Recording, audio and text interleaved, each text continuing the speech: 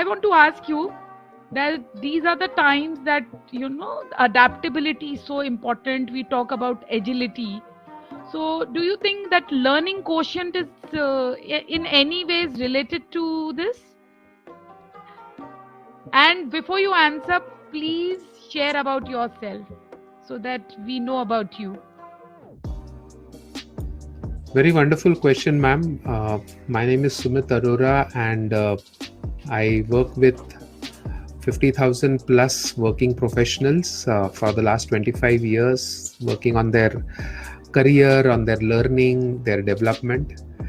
And one very important point which we have noted over the last 20-25 years is that the business world is changing very rapidly. Gone are the days of industrial development. Now are the days of information technology, and now even the information technology has given boom further. So the business changes so quickly, so fast, that a business plan for 1 year doesn't remain the same for 1 year. So earlier, when we used to talk with CEOs and we used to talk with marketing heads, so they used to create a plan for 1 year, and they used to say, ये blueprint है, ये भागवत गीता है, ये रामायण है, ये कुरान है, इसी को फॉलो करना है साल भर, इसके लेफ्ट नहीं जाना है, राइट नहीं जाना है. Now when we talk to leaders, they say our plans are so agile, so adaptable, that we have to see what the market wants and we have to respond to it. If we don't change, we will lose onto our margins. So a plan is there for a month, and again it is reviewed every week. A weekly plan is reviewed every day, and then they say some gears have to be adjusted every day. So how do they adjust gears? ये हमेशा सवाल आता था कि आप ऐसे कैसे समझ जाते हो कि हमको बदलने हैं, और फिर कुछ लोग क्यों नहीं समझ पाते हैं कि हमें हमारे प्लान्स बदलने हैं. इवन जैसे बच्चों की बात करें कि अगर मैं ये प्लान बनाता हूँ कि मैं 6 महीने तक, साल भर तक यही पढ़ूंगा, तो उनकी लाइफ में इतनी सारी चेंजेस हो जाते हैं कि पता ही नहीं चलता है कि अब क्या करें. जैसे कोविड जब शुरू हुआ, तब जिसने प्लान बनाया होगा कि मैं इस बार 10th में ऐसे कोचिंग क्लास में जाऊंगा, यहाँ पे जाके पढ़ूंगा, इस बस को पकड़ूंगा, इस ऑटो में बैठूंगा, वो सारा बदल गया. अब कोविड के अंदर भी काफी सारी चीजें चेंज होती गई. पहले कोचिंग क्लासेस और स्कूल्स ऑनलाइन पढ़ा रहे थे, फिर बोल रहे थे नहीं वीडियोस ले लो, फिर उन्होंने और चेंज किया कि नहीं अब आप ERP पे आ जाओ. सो ये जो चेंजेस हो रहे हैं, उसके लिए मेरे में सीखने की वृत्ति होनी चाहिए, लर्निंग एटीट्यूड, और दूसरा होना चाहिए मेरी सीखने की क्षमता, यानी लर्निंग एप्टीट्यूड. सो लर्निंग का एटीट्यूड और लर्निंग का एप्टीट्यूड. लर्निंग का एटीट्यूड ये बच्चों में तो जन्मजात होता है, it is birth, because they ask you why, और वो जानना चाहते हैं क्यों. लेकिन जैसे जैसे ये सफेद बाल होने लगते हैं ना, वैसे वैसे लर्निंग का एटीट्यूड कम होने लगता है, और बड़ों के लिए बहुत ज्यादा जरूरी है. जैसे जैसे छोटे बच्चों से आप बड़े भी होने लगते हो, टीनेजर्स भी होने लगते हो, तब आपको जरा थोड़ी सी अकड़ आ जाती है, मुझे सब पता है, माँ बाप से ज्यादा पता है, तो लर्निंग का एटीट्यूड खत्म होने लगता है. तब आप किसी और से सीख रहे होते हो, पीयर से सीख रहे होते हो, बट बड़ों से नहीं सीखना चाह रहे होते हो. तो ये लर्निंग एटीट्यूड का प्रॉब्लम है, तो वो हमेशा याद रखना और उसको टाइट करते रहना जरूरी है. दूसरी बात करते हैं लर्निंग एप्टीट्यूड, यानी क्षमता, पढ़ने की क्षमता, सीखने की क्षमता. ये थोड़ी बहुत जन्मजात भी है, और थोड़ी बहुत जैसे आप कहते हैं 6 साल की उम्र तक जो ये ब्रेन होता है पूरी तरह डेवलप हो जाता है, वो भी सत्य है. पर इसका मतलब ये नहीं है कि 6 साल के बाद आपकी ये क्षमता, लर्निंग की क्षमता बढ़ा नहीं सकते हैं. लर्निंग की क्षमता बढ़ाने के बहुत सारे तरीके हैं, वो आगे हम देखेंगे, बट ये कुछ तरीके बढ़ाना क्षमता के, लर्निंग एबिलिटी के, और लर्निंग का एटीट्यूड, लर्निंग के प्रति अपना दृष्टिकोण रखना, ये दो महत्वपूर्ण चीज को हम लर्निंग कोशेंट कहते हैं. और ये दोनों चीजें अगर हो तो आप अडेप्टेबल भी रहोगे और एजाइल भी रहोगे. I also wanted to discuss that parents actually put a lot of money in the best schooling. Her parent अपने हिसाब से best schooling दे रहा है. फिर tuitions और coaching, they spend a lot of money there, and a lot of money is then in the recreation and hobbies, and like few things wherein which I think personally the mindset, इसकी training कोई नहीं देता है, parents को मिली नहीं. So school is not giving, college is not giving, and we have like mentors like you and many people who are working on this. Even I am working as a mindset coach. So what do you think is more needed? पढ़ाई के लिए और क्या जरूरी है best coaching और school के अलावा? जब भी पेरेंट्स से बात होती है तो एक बहुत बढ़िया चीज वो बोलते हैं कि मैंने उसको सबसे बढ़िया स्कूल में डाल दिया, सबसे अच्छा कोचिंग क्लास में डाल दिया, इतनी सारी किताबें ले दी, इतना बैजूस ले दिया, इतना ये ले दिया, और क्या मेरे से एक्सपेक्ट करते? And I always ask them a question कि यार ये चीजें लाके दे दी तो तुम्हारी जिम्मेदारी खत्म हो गई, ये किसने कहा था? Are you really a store keeper कि आपके पास स्टोर्स में सामान पड़ा है, आपके पास पैसे पड़े, आप परचेस मैनेजर बन गए, अपनी फैमिली के लिए खरीद के दे दिया, बोलते को दे दिया, आपको जिम्मेदारी जान। दिस इज थोड़ा सा इस अप्रोच को हम बोलते हैं laid back approach in life. Laid back मतलब मैं नहीं, तू कर दे। या जैसे वो किसान की कहानी थी ना कि वो हमेशा डेलीगेट करता था कि किसान कटिंग करनी है, अपनी हार्वेस्ट हो गया है, बेटे को बोला, पड़ोसी को बोला, बीबी को बोला, और वो हो ही नहीं रहा था। फाइनली वो आखिरी दिन उसने बोला आज मैं आऊंगा, तो फिर चिड़िया को समझ में आया, वो अपने बच्चों को लेके उड़ गई कि हाँ आज पक्का ये करेगा क्योंकि ये मैं करूंगा, ये बोला। बिल्कुल वैसे ही माँ बाप को ये बहुत जरूरी है कि वो बच्चों के साथ में पढ़े लिखे। जैसे आपने मुझे बताया था कि जब आयान 12th में और 10th में जब वो साथ में है तो उस समय आप भी पढ़ाई कर रही हैं, आप भी एक डिग्री लेने की कोशिश कर रही हैं। Now what does that mean? That means we are together as learners. और ये मैं ट्रेनिंग में हूँ एंड आई नो कि push and pull has a limitation, इसकी एक लिमिटेशन, और ये वर्क करता भी नहीं है। Everybody needs really being inspired from there inside. अब पेरेंट इसमें अपने आप को कैसे क्रिएट करे, लाइक आपके जैसे और मेरे जैसे, उसके लिए भी एक दो टिप जरूर आपको देनी चाहिए। बिल्कुल। सो पेरेंट्स के लिए एक दो जो बहुत बेसिक टिप्स हैं जिसके लिए उन्हें ट्रेनर बनने की आवश्यकता नहीं है। वो पहली चीज ये है कि मुझे शायद थोड़ा इको आ रहा है मैम, म्यूट कर लेंगे बीच में। एक बेसिक टिप जो पेरेंट्स के लिए है, वो इम्पोर्टेंट बात ये आती है कि आप अपने बच्चों के साथ जब पढ़ाई लिखाई करना चाह रहे हैं तो बस इतना समझिए कि पढ़ाई लिखाई सिर्फ किताब से नहीं होती है। There are various learning styles, और ये लर्निंग स्टाइल्स अगर आप एक बार समझ जाएं तो बच्चों के साथ उनकी learning style, preferred learning style में आप उनको उसके अलावा फोर्स नहीं करेंगे। जैसे हम नॉर्मली, मुझे भी याद है मेरे माँ बाप बोलते थे एक जगह पे बैठ, टेबल पे बैठ, किताब ले, पेन ले और पढ़ाई कर। नाउ एक काइनेस्थेटिक लर्नर को जो कि करके सीखना जानता है, उसको हिलना डुलने का बहुत इच्छा होती है, उसे पेन चलाने की इच्छा होती है, उसे कुछ करने की इच्छा होती है। और मुझे याद है कि जब मेरी मम्मी को ये बात समझ में आती थी तो वो मुझे बोलती थी ठीक है तेरे को रिवीजन करना है, ये बॉल ले, तू बॉल पकड़ के खेलते जा और मेरे साथ साथ में सवालों के जवाब देते जा। तो 1 घंटा तो हम वैसे पढ़ते थे कि मैं बॉल खेलते खेलते मम्मी के साथ पढ़ता था। वो जो तरीके थे कि जो हम अनकॉन्शियसली यूज करते थे, अलग अलग तरीके पढ़ने के, वो तरीकों का नया नाम जो है वो है लर्निंग स्टाइल्स और विजुअल, ऑडिटरी, काइनेस्थेटिक। ये बेसिक तरीके हैं जो कहीं पे भी इंफॉर्मेशन मिल जाएगी, जो माँ बाप ने अपने बच्चों के साथ यूज करने चाहिए। इसके अलावा उन्हें सब्जेक्ट मैटर एक्सपर्ट बनने की आवश्यकता नहीं है। क्यों? क्योंकि सब कुछ यूट्यूब पे है, सब कुछ वीडियो रिकॉर्डिंग में है, सब कुछ बुक्स में है, सब कुछ गूगल पे है। बच्चे ये सब आराम से ढूंढ सकते हैं। हमारी जिम्मेदारी मात्र इतनी है कि हम उनकी सुविधा का काम करें। We should facilitate learning, not teach them. हमें सेज नहीं बनना है, हमें ज्ञानी बाबा नहीं बनना है, हमें बस उनके साथ बैठना है, उनके साथ में मस्ती करनी है। पढ़ते समय अपनी कंपटीशन उनके साथ में दिखानी है कि देख मैं 2 घंटा बैठ के पढ़ रहा हूं, तू कितनी देर बैठा। तो अपना बच्चा बोलता है कि अरे माँ 2 घंटा बैठ सकती है तो मैं आधे घंटे में बोर होके घूम रहा हूँ, ये गलत बात लग रही है, चलो मैं भी करता हूँ। माँ ने 2 चैप्टर कंप्लीट कर लिए, बच्चे ने कितने किए। Now, this is that thing जो बड़ी फैमिली होती थी तो होता था, आजकल नहीं है बड़ी फैमिली। तो छोटी फैमिली में भी माँ बच्चा, बाप बेटी, ये भी आपस में कर सकते हैं। और ग्रुप लर्निंग तो बहुत आराम से आजकल हो सकता है थ्रू जूम्स।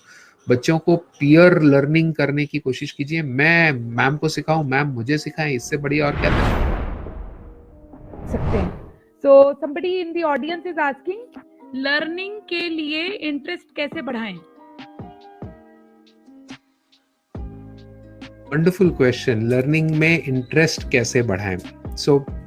हर वो चीज जो इंटरेस्टिंग होती है उसमें इंटरेस्ट आ जाता है। अब इंटरेस्टिंग यानी क्या? इंटरेस्टिंग यानी उसमें होना चाहिए मनोरंजन, एंटरटेनमेंट। इंटरेस्टिंग यानी उसमें होना चाहिए कुछ चैलेंजिंग, कुछ ऐसा जिसमें कुछ हटके हो, कुछ कर रहे हो, तो कुछ एक्टिविटी डल रही हो, तो वो इंटरेस्टिंग हो जाती है। अब ये जो कंपोनेंट्स है जिससे कि आप इंटरेस्टिंग होते हो, ये कंपोनेंट्स एजुकेशन में डालने की बहुत इंस्टीट्यूट्स, बहुत ऑर्गेनाइजेशंस कोशिश करते हैं, पर जरूरी नहीं है उन पे ही डिपेंड किया जाए। एक छोटी सी बात बताऊं, अगर मेरे बच्चे को बोलने की बहुत इच्छा होती है या अपना वीडियो बनाने की बहुत मजा आता है, शी और he is that kind of a person, so why not we encourage the child to create his own videos, कि अपने पढ़ाई को पढ़ते पढ़ते उसके तू वीडियोस बना, डेफिनेशंस के वीडियो बना, अपने टॉपिक्स के टाइप्स के वीडियो बना, और ये जो तू वीडियोस बनाएगा वो तू यूट्यूब चैनल पे डाल। अब जिस बच्चे को एप्रिसिएशन की इच्छा होती है, वो अगर उसको मिल जाए और ये अगर माँ बाप ने उसके साथ कर दिया, तो wouldn't that be an awesome thing? अब कुछ बच्चे को ऐसा बाहर आना, एक्सट्रोवर्ट नहीं है, वो हाथ से बनाना बहुत पसंद करते हैं, उनकी क्रिएटिविटी ड्राइंग में है, तो how about encouraging the child to create mind maps and charts, और वो माइंड मैप और चार्ट्स के पिक्चर बना के आप उसको सोशल मीडिया पे डालिए, या उसको मत डालिए सोशल मीडिया पे, फ्रेंड्स पे सर्कुलेट कीजिए, या बस उसको सजा के रखिए, तो बच्चे को उसमें भी इंटरेस्ट आएगा। सो ये हो गया कि जो काइनेस्थेटिक बच्चा है, जो विजुअल बच्चा है, उसके लिए आ गया।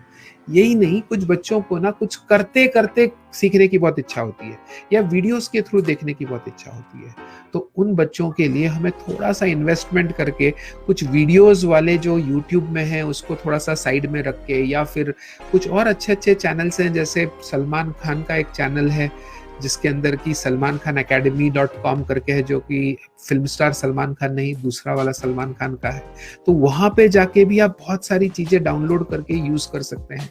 तो ऐसी चीजें जो हमें इंटरेस्टिंग लगे, जिसमें कि मजा आए, एंजॉयमेंट आए, जो चैलेंजिंग हो।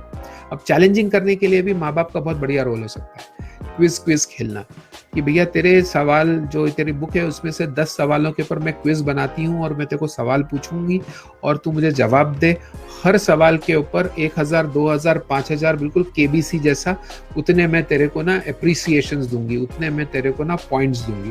तो बच्चा बोलता है आज मैंने इतना अचीव किया, आज मैंने उतना अचीव किया, और वो खुद का स्कोर बोर्ड और स्कोर कार्ड करता है, तो उसको आपने गेमिफिकेशन कर दिया।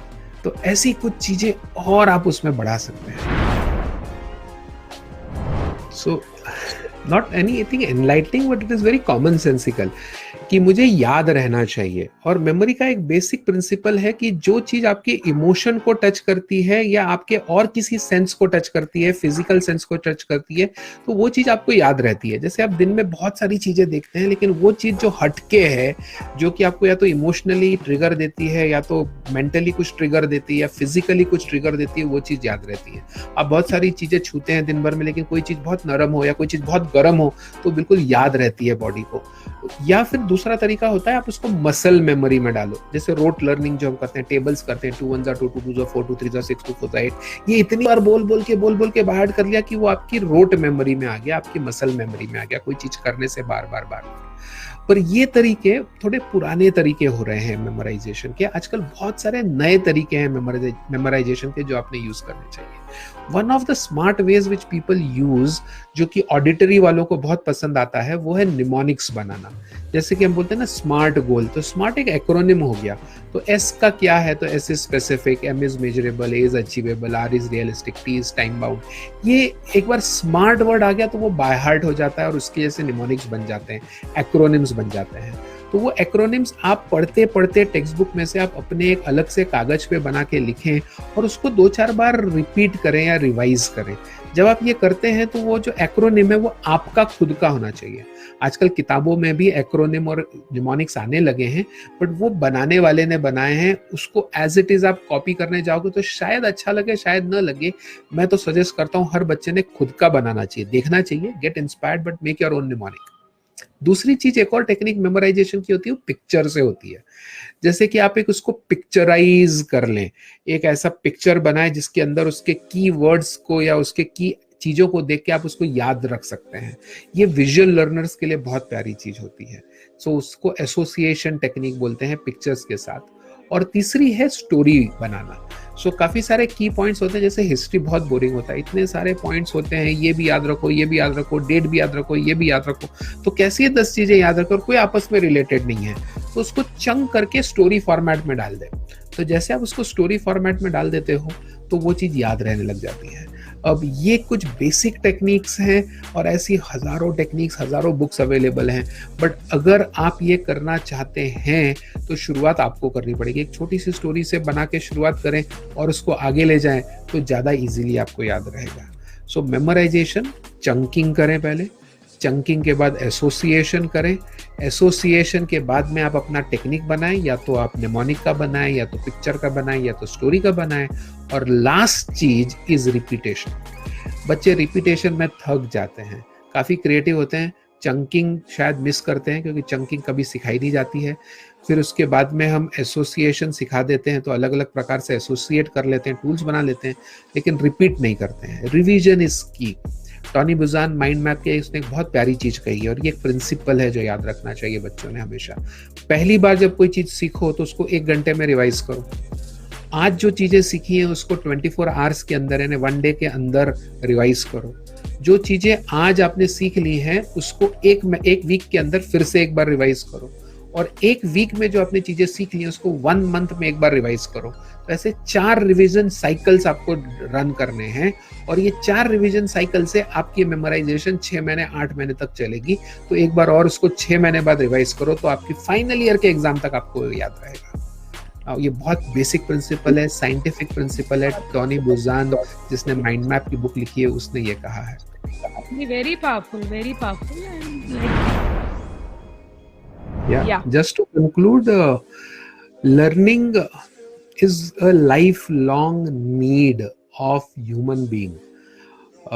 Animals and plants, इनको उतना इम्प्रूव नहीं करना होता है, वो टैलेंटेड पैदा होते हैं, right? Animal learns on it own while it is born. Human being doesn't. Her human being evolve होता है, उसका टैलेंट बहुत लिमिटेड होता है, और अगर वो लर्न न करे तो वो पीछे रह जाता है। प्रॉब्लम यही है, human beings have improved every generation. आपकी अगली जनरेशन आपकी पिछली जनरेशन से ज्यादा होशियार है। अगर होशियार नहीं होगी तो प्रॉब्लम हो जाएगा, ह्यूमन बीइंग एक्सटेंट हो जाएंगे। आपके बच्चे आपसे ज्यादा होशियार हैं और रहेंगे, उनके टेक्निक्स नए होंगे, आपसे अलग होंगे, ये आपको पेरेंट को मानना जरूरी है। और जो बच्चे देखते हैं ये वीडियो अगर देखें तो आपको अपने माँ बाप को ये टेक्निक्स न्यू वाले इंट्रोड्यूस करना जरूरी है, और उनसे डिस्कशन करना जरूरी है। उनको हेट करने की आवश्यकता नहीं है कि क्या बोलते हैं किताब पढ़ो बेवकूफों जैसे। Don't get into that hatred mode, get into the mode of understanding that they have learned and now they are just looking at applying, but you are learning and you do not have an opportunity to say ab maine bahut pad liya. You will have to learn lifelong because the world is very quick and fast for you. You cannot say no to learning.